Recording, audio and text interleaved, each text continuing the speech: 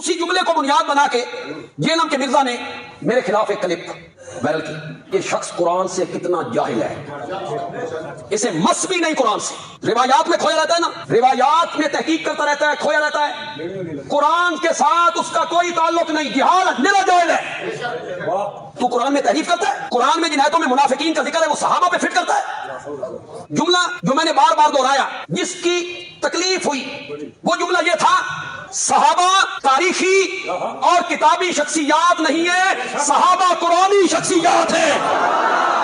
صحابہ کو 2 گروہوں میں تقسیم کیا قرآن نے. سورت حدید کی آیت نمبر 10 میں تو نے اپنے کلم میں کہا صحابہ کی 3 کیٹیگریاں ہیں. قرآن صحابہ کی 2 کیٹیگریوں کا ذکر کرتا ہے, فتح مکہ سے پہلے ایمان لانے والے, فتح مکہ کے بعد ایمان لانے والے. مقام فتح مکہ سے پہلے ایمان لانے والوں کا زیادہ ہے, وہ افضل ہیں, اعلیٰ ہیں, برتر ہیں, لیکن کلن کہو زور سے کہو, کلن وعد اللہ الحسنى, کلن کہو یار, کلن وعد اللہ الحسنى. صحابہ کرام کو تو اللہ نے اعلیٰ درجے کی ڈگری دی ہے. سورہ توبہ کے اندر والسابقون الاولون من المہاجرین والانصار, سبقت لے گئے جو پہل مسلمان ہو گئے, خواہ وہ مہاجرین ہیں یا انصار, اور جنہوں نے احسان کے ساتھ ان کی پیروی کی. پھر اللہ نے کہا رضی اللہ عنہم ورضوا عنہ, اللہ ان سے راضی, وہ اللہ سے راضی. راضی جن سے اللہ ہوا ہے وہ ہیں سابقون الاولون, اور احسان کے ساتھ جو ان کی پیروی کرنے والے ہیں. اس کا مطلب ہے جو احسان کے ساتھ پیروی نہیں کریں گے وہ نہیں. اس کے بعد کہا کہ مدینہ اور اہل مدینہ میں پکے منافق موجود ہیں, اور وہ اتنے کٹر ہیں کہ اے نبی تم بھی انہیں نہیں پہچانتے ہو, اللہ پہچانتا ہے. لیکن قانوناً ان کو صحابہ ہی کہا جاتا ہے, قانوناً. ظاہر ہے کہ پتہ تو نہیں ہے کہ کون ہے. اب مجھے بتائیں, غزوہ تبوک کے موقع پر جو حضور کے ساتھ 30,000 کا لشکر گیا تھا تو حضور صحابہ کو ہی ساتھ لے کے گئے تھے نا. انہی میں سے 12 بندوں نے حضور پہ قاتلانہ حملہ کیا تھا نا واپسی پہ, چوٹی سے آپ کی سواری گرانے کی کوشش کی, جو مسند احمد میں پوری تفصیل موجود ہے, اور صحیح مسلم میں 7035 نمبر حدیث ہے. نبی علیہ السلام نے فرمایا میرے اصحاب میں 12 منافق ہیں, وہ اس وقت تک جنت میں داخل نہیں ہوں گے جب تک کہ سوئی کے ناکے سے اونٹ نہ گزر جائے. یعنی امپاسبل. یہ مثال دی جاتی تھی عرب میں نا, قرآن میں بھی سورۃ الاعراف میں یہ مثال آئی ہے. اور ان میں 8 ایسے ہیں جن کی پشت پہ دبیلا پھوڑا نکلے گا, جس کی ہیٹ وہ اپنے سینے میں محسوس کریں گے. اس پھوڑے سے ان کی موت ہوگی. ہم سے لوگ بڑا زور لگا کے پوچھ رہے ہیں بتائیں کس کی ہوئی ہے. بھئی وہ سابقون اولون میں سے کوئی نہیں ہے جس کی موت اس طریقے سے ہوئی ہو. حضرت ابوبکر, عمر, عثمان علی رضی اللہ عنہم اجمعین اور ان کے ساتھی وہ لوگ نہیں ہیں, بعد والے لوگ ہیں. وہ کون ہے آپ علماء سے پوچھیں, میں تو جاہل آدمی ہوں, علماء سے پوچھ کے چلیں. دوبیلا پھوڑے سے ان کی موت کی. قاتلانہ حملہ کرنے والے کون تھے؟ قانوناً صاحب, میں ہمیشہ لفظ قانوناً صحابی کی بات کرتا ہوں. یہ جو نبی علیہ السلام کا ایک قریبی رشتہ دار عبید اللہ, جس کے ساتھ سیدہ ام حبیبہ کی شادی ہوئی تھی اور حضور کا صحابی تھا, ہجرت حبشہ میں حبشہ بھی گیا, یعنی سابقون الاولون میں. تو ان کو تو رضی اللہ عنہ اللہ نے کہا ہے قرآن میں سابقون الاولون ہو گیا. حبشہ جا کے المستدرک الحاکم میں پوری ڈیٹیل موجود ہے, یہ جا کے عیسائی ہو گیا اور عیسائی مرا, مرتد ہو گیا. صحابی بھی سابقون الاولون میں سے بھی, حضرت معاویہ رضی اللہ تعالیٰ عنہ کی بہن ام حبیبہ کا خامند بھی. اتنے ٹائٹل اس کو, مرتد ہو کے مر گیا. اسی لیے جب واپس آئی تو حضور نے دل جوئی کے لیے پھر ام حبیبہ سے خود نکاح کیا, وہ ام المومنین بن گئی. آپ کے نزدیک تو اس کو مرتد نہیں ہونا چاہیے تھا, اللہ اس سے راضی ہو چکا ہوا تھا. ہاں جی دسو. بخاری مسلم دونوں میں حدیث ہے, ایک کاتب وحی, ایک کاتب وحی کے اوپر بڑا ایک کر رہے ہوتے ہیں نا, ایک کاتب وحی جس کے بارے میں بخاری مسلم میں آیا کاتب وحی. سورہ آل عمران, سورۃ البقرہ اس نے نبی علیہ السلام سے پڑھی, مرتد ہو گیا, مر گیا. دفناتے تھے, لاش زمین اٹھا کے باہر پھینک دیتی تھی, اور لوگ چیما گوئیاں کرنا شروع ہو گئے کہ یہ رسول اللہ کے ساتھی ہیں جو یہ اس کی لاش باہر نکال دیتے ہیں. پھر انہوں نے پبلکلی دفنایا, پھر بھی لاش باہر گری. چونکہ ظاہر حضور کو اس نے چیلنج کر دیا تھا نا کہ یہ نبی کو کچھ نہیں آتا, جو میں لکھتا ہوں وہ وہی ہوتی. نعوذ باللہ, اب یہ نبوت سٹیک پہ لگی ہوئی ہے سرکار, اس کو آپ کو چھوٹا مسئلہ سمجھ رہے ہیں. حضور نے اس کی گستاخی کرنے کے سبب اللہ تعالیٰ نے اسے پبلکلی سزا دی کہ زمین نے اس کی لاش قبول نہیں کی. اور بخاری مسلم کے الفاظ ہیں جب وہ مرا حضور نے پہلے ہی کہہ دیا تھا کہ زمین اس کو قبول نہیں کرے گی. اوئے ہوئے ہوئے کاتب وہی تھا. سابقون الاولون بھی ہو گیا یہ بھی.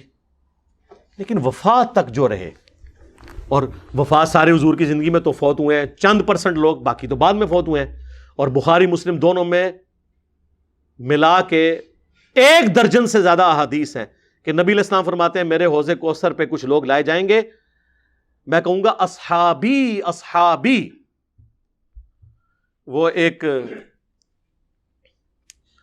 مولانا صاحب کہتے ہیں کہ یہ تو کافروں کی سٹیٹمنٹ ہے.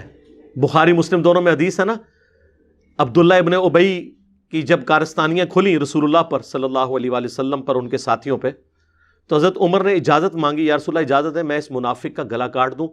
آپ نے فرمایا کہ چھوڑ دو عمر, لوگ کہیں گے یہ اپنے صحابہ کو قتل کرواتا ہے.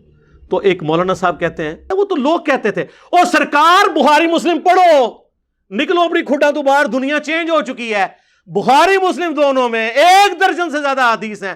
حضور حوض کوثر پہ کہیں گے اصحابی اصحابی اصیحابی اصیحابی, یہ میرے صحابہ ہیں. تو فرشتے کہیں گے یا رسول اللہ آپ کو نہیں پتا, یہ ایک مماتی مولوی کو پتا ہے, آپ کو نہیں پتا. ہاں آنا ہوں پھر گیڑے چ وہ تواڈے وڈے مرے ہوئے بزرگ بھی ساڈے اگے اللہ دے فضل نال فیل نے علمی طور سے, تسی تے شے ہی کوئی نہیں ہو. یا رسول اللہ آپ کو نہیں پتا آپ کے بعد یہ دین سے الٹے قدم پھر گئے تھے جن کو اس مماتی نے ڈگری دی ہوئی تھی اپنی طرف سے. تو آپ فرماتے ہیں سحقن سحقن لمن غیر بعدی, ان پہ پھٹکارو, ان کو مجھ سے دور کر دو جنہوں نے میرے بعد میرے دین کو بدل دیا.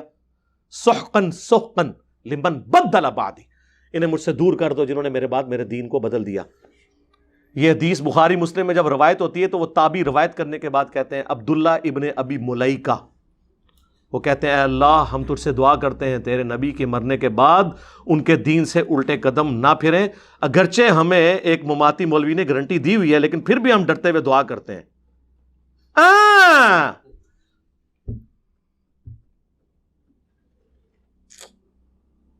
ہم بھی اللہ سے دعا کرتے ہیں اللہم من احییتہ منا فاحیہ علی الاسلام ومن توفیتہ منا فتوفہ علی الایمان.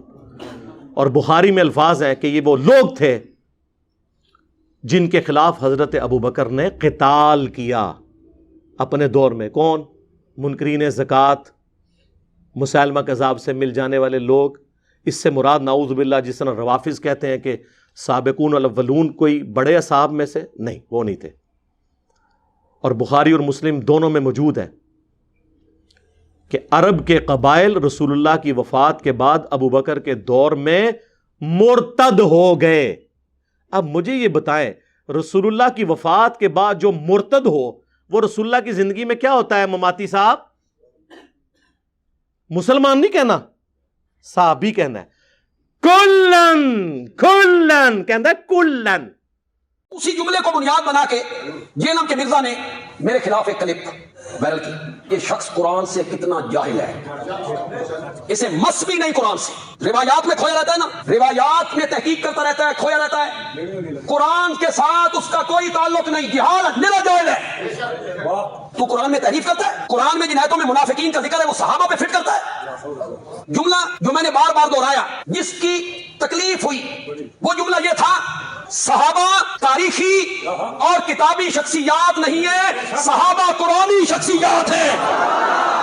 صحابہ کو 2 گروہوں میں تقسیم کیا قرآن نے. سورت حدید کی آیت نمبر 10 میں تو نے اپنے کلم میں کہا صحابہ کی 3 کیٹیگریاں ہیں. قرآن صحابہ کی 2 کیٹیگریوں کا ذکر کرتا ہے, فتح مکہ سے پہلے ایمان لانے والے, فتح مکہ کے بعد ایمان لانے والے. مقام فتح مکہ سے پہلے ایمان لانے والوں کا زیادہ ہے, وہ افضل ہیں, اعلیٰ ہیں, برتر ہیں, لیکن کلن کلن کہو زور سے کہو کلن کلن وعد اللہ الحسنى, کلن کہو یار, کلن وعد اللہ الحسنى. تیرا ہوں کلن میں کٹنا وا, کلن وعد اللہ الحسنى. کلن ریسن اصحابی اصحابی وہ بھی کلن سن. تو انہوں کے پتا قرآن تو انہوں کتوں آنا ہے؟ جو منکرین حدیث ہو اسے قرآن آ ہی نہیں سکتا. یہ منکرین حدیث ہیں. یہ حدیث کو روایت کہہ کے تاریخ کہہ کے رد کہہ رہے ہوتے ہیں. حدیث کہتے ہیں لوگ ان کو لتر مار کے ممبروں سے اتارے. یہ جو روایت اور جب تاریخ بول رہے ہو یہ بخاری مسلم کو کہہ رہے ہوتے ہیں. یہ نہیں مانتے اس کو. یہ پرویزیوں سے بھی گئے گزرے ہیں. پرویزی کم از کم چھپ کے تو نہیں سامنے ہے. کلن صاحب وہ کتنے گئے پھر؟ مرتد ہو گئے. حضور کی زندگی میں کیا تھے وہ؟ صحابی. کیونکہ یہ کہتے ہیں ایک نظر بھی دیکھ لیا. نہیں جی بعد میں چکے ہو گئے. نہیں سر بعد کی تو ہم بات نہیں کر رہے. حضور کی جب آنکھیں بند ہوئی ہیں اس وقت تک وہ رضی اللہ عنہ تھے. اس وقت تو کسی کو نہیں پتا تھا اور ایون حضور کو بھی نہیں پتا. بعد میں آپ کو بتایا جائے گا. سنن دارمی میں حدیث ہے, المستدرک للحاکم میں حدیث ہے. نبی علیہ السلام نے آیت تلاوت کی اذا جاء نصر اللہ والفتح ورأیت الناس يدخلون فی دین اللہ افواجا. اللہ کی فتح آ گئی ہے اور تم دیکھ رہے ہو کہ لوگ گروہ در گروہ دین میں داخل ہو گئے. حضور نے کہا ان قریب میری وفات کے بعد لوگ اسی طریقے سے گروہ در گروہ دین سے نکل بھی جائیں گے. یہ کہہ رہے کافر کہتے تھے یہ تو حضور خود بتا کے گئے ہیں. اور یہ باتیں حضور کے نبی ہونے کی دلیل ہے کہ ہمارا پیغمبر وہ ہے جو اپنی وفات کے بعد کے واقعات بتا کے گیا. وہ کوئی جنگجو نہیں تھا, وہ اللہ کا پیغمبر تھا. باقی جنگجو جاتے ہیں جب دنیا سے یہ نہیں بتا کے جاتے میرے بعد کیا ہوگا. اللہ کے نبی تو 35 سال پہلے بتا رہے ہیں بخاری اور مسلم دونوں میں, او آئے عمار تجھے ایک باغی جماعت قتل کرے گی, تو انہیں اللہ اور جنت کی طرف بلائے گا, وہ جماعت تجھے جہنم کی طرف بلا رہی ہوگی. اور مسند احمد میں کم از کم 4 حدیثیں اس کے طرق تو درجنوں میں ہیں کہ حضرت معاویہ رضی اللہ تعالیٰ عنہ کا ایک فوجی تھا جو خود اصحاب شجرہ صلح حدیبیہ کے صحاب میں سے تھا, ابو الغادیہ. اس کے ہاتھوں حضرت عمار کا قتل ہوا اور پوری زندگی روتا تھا کہ حضور نے فرمایا تھا عمار کا قاتل اور مال لوٹنے والا جہنم کی آگ میں ہے. اسی پہ شیخ البانی تڑپ اٹھے اور سلسلہ حدیث صحیحہ میں انہوں نے باقاعدہ یہ لکھا اس حدیث کے تحت کہ اگرچہ ابو الغادیہ صلح حدیبیہ کا صحابی ہے, اور صحیح مسلم میں حدیث ہے کہ جنہوں نے درخت کے نیچے میری بیعت کی انشاءاللہ میں اللہ سے امید کرتا ہوں انہیں آگ نہیں چھوئے گی. ویسے حضور نے بڑی احتیاط سے بات کی ہے انشاءاللہ کہہ کے. تو یہ فضیلت اس سے اٹھ گئی کیونکہ جب خاص بات آ جائے تو عام فضیلت اٹھ جاتی ہے. یہ شیخ البانی محدث اعظم سعودیہ, البانیہ کے رہنے والے تھے, سعودیہ میں سیٹل ہوئے پھر یہاں سے بھی چلے گئے. یہ انہوں نے لکھا. ان لوگوں کو تو پتہ ہی نہیں کہ دین کس چیز کا نام ہے. اور یہ جی وہ مولانا صاحب کہتے ہیں سورۃ الحدید میں 2 کیٹیگریز بیان ہوئی ہیں, فتح مکہ سے پہلے اور فتح مکہ کے بعد. سر یہ جو 2 کیٹیگریز ہیں یہ اور ہیں, فتح مکہ سے پہلے اور بعد والی. یہ ان لوگوں کے لیے ہیں جو کامل الایمان ہیں اور ان کے اپنے معاملات بعد میں صحیح چلنے ہیں, ان کے لیے ہے کہ جو پہلے والے ہیں وہ بعد والوں سے بہتر ہیں. یہ ان کے لیے کلن آیا ہے, ورنہ ہے باقیوں کا کیا بنے گا. اور وہ کدھر گئے جو سورہ توبہ کی آیت نمبر 102 میں ہے کہ ملے جلے اعمال کرنے والے ہیں, اللہ ان کو بعد میں دیکھے گا کہ وہ کیا کرتے ہیں. اور قانوناً جو بیچ والے 101 والے منافقین اور 100 نمبر والے سابقون الاولون, یہ اس طریقے سے نہیں میرے بھائی. تھوڑا آپ قرآن کا علم حاصل کریں اور میں آپ کو, اگر آپ احادیث کی طرف آئیں تو میں آپ کو مزید سمجھاؤں گا کہ یہ ڈویژنز آگے پھر سینسٹیوٹی کے اوپر بھی آتی ہیں. صرف یہاں تک نہیں ہے کل وعد اللہ الحسنى, اس کی تفسیر ذرا بیان کرنا حدیث کی روشنی میں تو پتہ چل جائے گا. تفسیر ابن کثیر کھولیں, انہوں نے مسلم شریف کی حدیث لی ہے, مسند احمد کی حدیث لی ہے, بخاری کی حدیث لی ہے. اس کے کانٹیکسٹ میں صحیح بخاری میں 2 جگہ یہ حدیث آتی ہے کہ خالد ابن ولید کو نبی علیہ السلام نے کہیں پر بھیجا اور وہاں پہ کچھ قبائل تھے جو بےچارے نئے نئے مسلم ہوئے تھے. انہوں نے بجائے یہ کہنے کے نا اسلمنا ہم اسلام لے آئے, انہوں نے کہا ہم اپنے دین سے پھر گئے, ہم اپنے دین سے پھر گئے. اور وہ یہ کہہ رہے تھے ہم بت پرستی کے دین سے پھر گئے اور اسلام کی طرف آئے, لیکن انہیں یہ نعرہ نہیں آتا تھا. حضرت خالد بن ولید یہ سمجھے کہ یہ اسلام سے پھر گئے ہیں, انہوں نے ان کو قتل کرنا شروع کیا اور کچھ ساتھیوں کو انہوں نے صحابہ کے حوالے کیا کہ تم یہ بندے تم قتل کرو. یہ باقیوں نے کہا ہم نہیں قتل کریں گے جب تک رسول اللہ سے نہ پوچھیں, اور انہوں نے نہیں قتل کیا. نبی علیہ السلام کے پاس اسی دوران مسند احمد میں آتا ہے, یہ بخاری میں تو اتنا ہی ہے, بخاری میں یہ بھی الفاظ ہیں رسول اللہ کے پاس جب یہ شکایت آئی نا آپ نے 2 دفعہ ہاتھ اٹھا کے کہا اے اللہ خالد ابن ولید نے جو کچھ کیا میں اس سے بری ہوں, میری کوئی ذمہ داری نہیں ہے, یہ خود اپنا معاملہ جو ہے نا اس کے ذمہ, اس نے اللہ کو جواب دینا, میری کوئی ذمہ داری نہیں ہے, اور تسی تے شے ہی کوئی نہیں. اور مسند احمد میں موجود ہے اس موقع پہ حضرت عبد الرحمن بن عوف اور حضرت خالد ابن ولید کا آپس میں جھگڑا ہو گیا. تو حضرت خالد ابن ولید نے عبد الرحمن بن عوف کو گالیاں دے دی. اب یہ جو الفاظ ہے نا یہ مسلم شریف میں ہے 6488 نمبر حدیث. عبد الرحمن بن عوف کو خالد ابن ولید نے گالی دی. کب دی؟ وہ بخاری میں اور مسند احمد میں اور تفسیر ابن کثیر میں وہ ساری حدیث. تو عبد الرحمن بن عوف رضی اللہ تعالیٰ نے شکایت کی حضور کو. آپ فرمایا خالد تم میرے صحابہ کو برا مت کہو, کلن تم, تیرا کلن کتنے گیا, تم میرے صحابہ. خالد ابن ولید نے تو نہیں کہا یا رسول اللہ میں بھی صحابی ہوں اور میں تو فتح مکہ کے بعد والا بھی نہیں ہوں جو کلن والی سرکار نے دسیا سی, میں تو فتح مکہ سے پہلے ہوں, لیکن صلح حدیبیہ کے بعد تھے. صلح حدیبیہ کے بعد اسلام کا گولڈن پیریڈ شروع ہو چکا تھا, اس کے بعد وہ چیز نہیں تھی. اور فتح مکہ پہ حضرت معاویہ رضی اللہ تعالیٰ عنہ, ابو سفیان, یہ تو فتح مکہ پہ مسلمان ہوئے ہیں. یہ تو طلقاء ہیں جو سورہ توبہ میں آیا 4 مہینے کا ٹائم ہے, یا اسلام قبول کرو ورنہ گردن کاٹی جائے گی.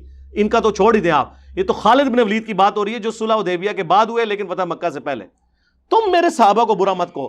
اب اگر تم احد پہاڑ کے برابر سونا بھی خیرات کر دو, اور میرے صحابی نے عبد الرحمن بن عوف نے 1 مد گندم 600 گرام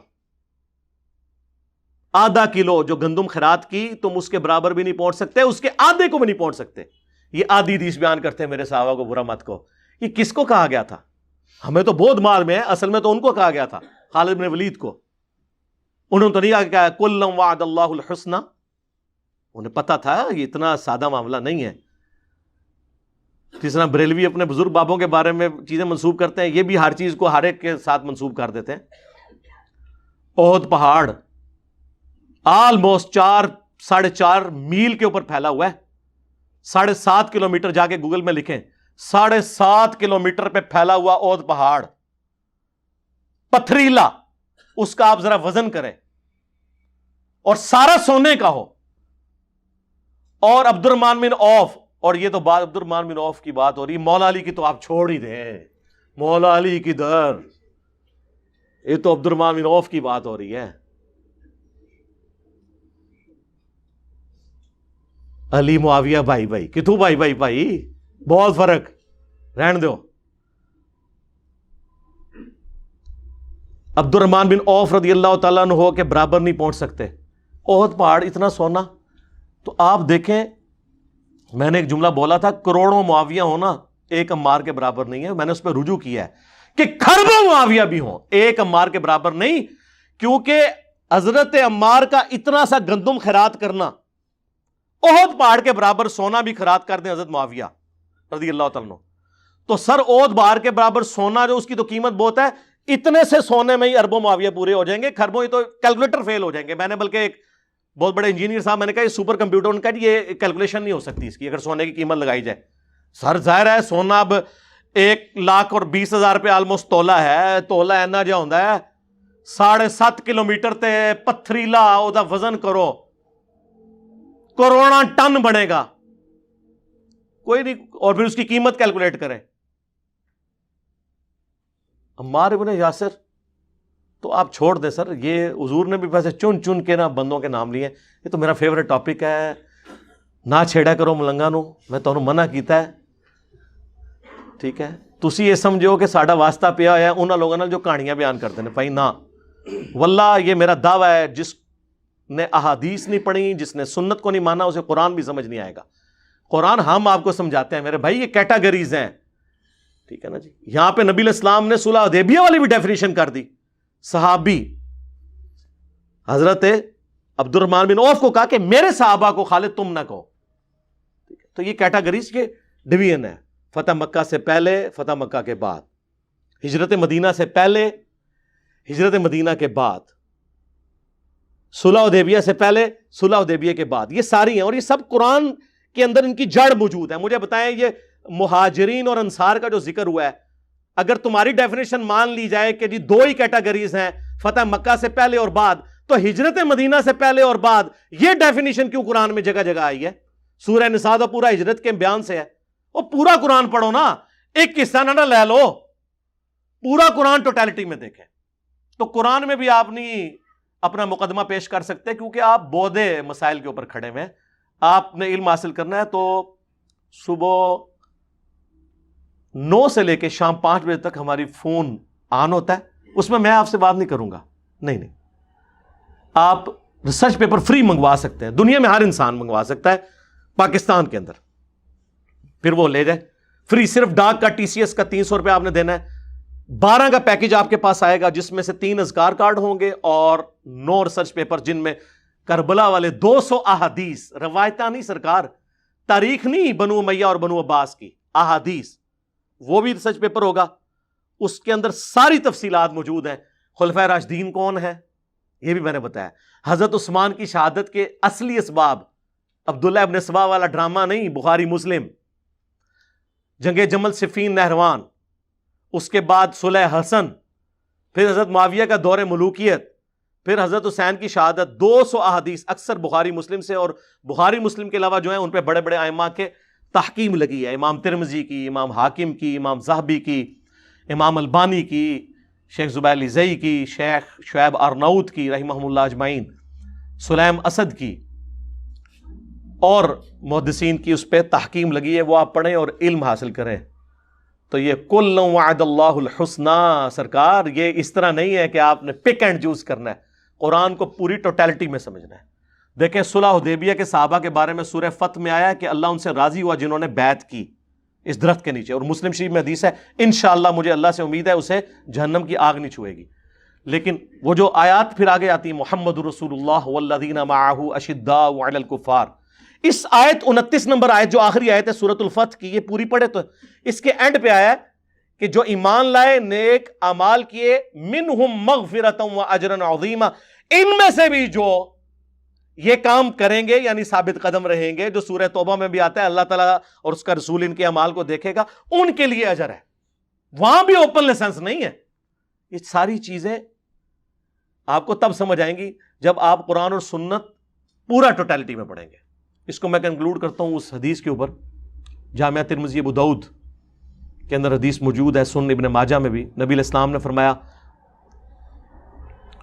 میری وفات کے بعد عنقریب تم بہت اختلاف دیکھو گے، اس وقت دین میں نئی نئی بدعتوں سے بچنا، اور علیکم بسنتی وسنت الخلفاء الراشدین المہدیین، میری سنت اور میرے خلفاء راشدین کی سنت کو لازم پکڑ لینا۔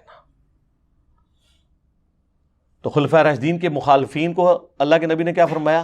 اہل البدع، یہ بدعت کرنے والے۔ حضرت عثمان تک تو سارے جبڑے کھول کے بول دیتے ہیں، بلوائی تھے جی، باغی تھے جی، خارجی تھے، حالانکہ خارجی کی ٹرم بخاری مسلم میں حضرت علی کے مخالفین کے لیے آئی ہے۔ حضرت علی کا یہ ٹائٹل تو نہ آپ چھینے۔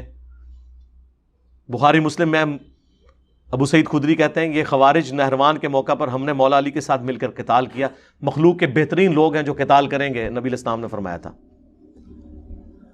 تو خلفائے راشدین کے ساتھ چلنا ہے۔ حضرت علی کے بھی جو مخالفین ہیں ان کے بارے میں بھی وہی رویہ ہے، اور اس میں خصوصاً اصحاب صفین جو ہیں ان کے بارے میں، اصحاب جمل کو تو حضرت علی نے معاف کر دیا، صفین والوں کے بارے میں آپ کو پتہ ہے کتنا سخت رویہ رہا۔ مولا علی قنوت نازلہ پڑھتے رہے، اللہم علیک بمعاویہ و اشعاعہ، اے اللہ معاویہ اور اس کے شیعہ کو برباد کر، عمر بن عاص اور اس کے شیعہ کو برباد کر۔ حتیٰ کہ المصنف ابن ابی شیبہ میں ہے کہ میں اللہ سے امید کرتا ہوں کہ جنگ صفین میں جو میرے مخالفین ہیں ان کو اللہ تعالیٰ معاف کر دے گا۔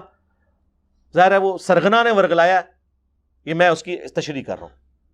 پھر اللہ کی بارگاہ میں مقدمہ میرے اور معاویہ کے درمیان طے ہوگا، اس کو نہیں معاف کیا، یعنی ان کے نزدیک، میں تو کہوں گا ان کو رضی اللہ عنہ، یعنی حضرت علی رضی اللہ تعالیٰ عنہ نے حضرت معاویہ رضی اللہ تعالیٰ عنہ کو نہیں معاف کیا، کیونکہ انہوں نے حضرت ابو الغادیہ رضی اللہ تعالیٰ عنہ کے ذریعے عمار ابن یاسر رضی اللہ تعالیٰ عنہ کو شہید کروایا تھا۔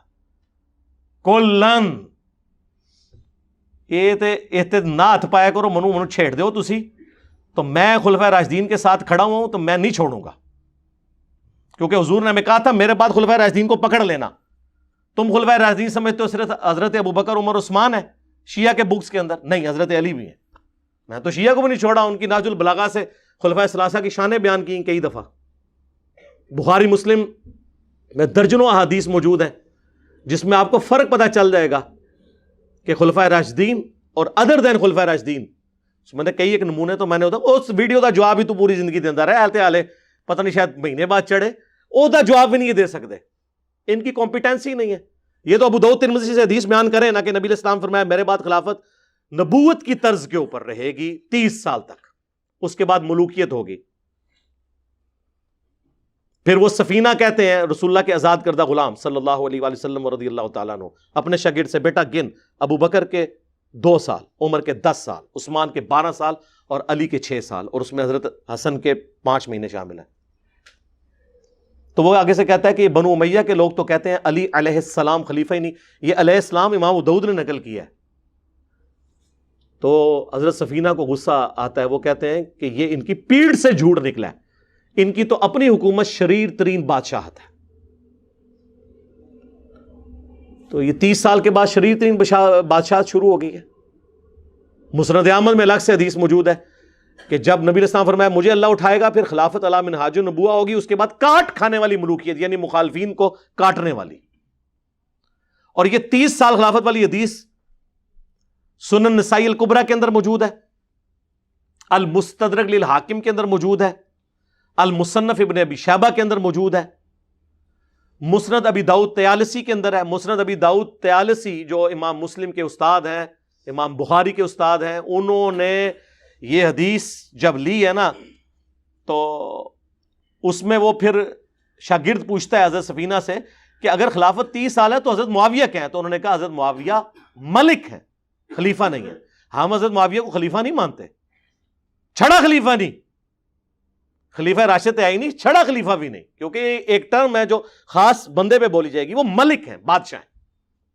ویسے تو آپ امیر المومنین فی الپاکستان عمران خان صاحب کو کہہ لیں خلیفہ, وہ اس طرح آپ جو مرضی کہتے رہے, ملک ہیں. انہوں نے کہا وہ تو بادشاہ ہیں. اور مصنف ابن ابی شیبہ میں ہے یہ شریر ترین سخت گیر بادشاہ ہے, اور ان کا پہلا بادشاہ معاویہ ابن ابی سفیان ہے. حضرت سفینہ نے خود فام بیان کیا ہے یہ کون ہے.